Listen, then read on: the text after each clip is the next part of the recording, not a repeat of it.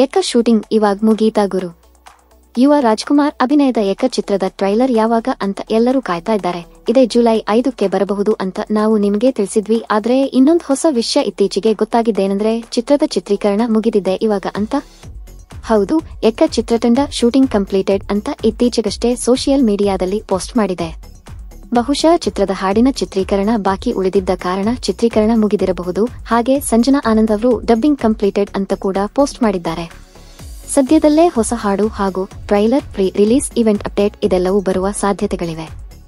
ಈ ವಿಡಿಯೋ ನಿಮಗೆ ಇಷ್ಟ ಆಗಿದ್ರೆ ಲೈಕ್ ಮಾಡಿ ಹಾಗೂ ಏಕ್ ಅಂತ ಕಾಮೆಂಟ್ ಮಾಡಿ. ಇದೇ ರೀತಿಯ ವಿಡಿಯೋಗಾಗಿ ನಮ್ಮ ಅಪ್ಪು FC ಯೂಟ್ಯೂಬ್ ಚಾನೆಲ್ನ ತಪ್ಪದೆ ಸಬ್ಸ್ಕ್ರೈಬ್ ಮಾಡಿ.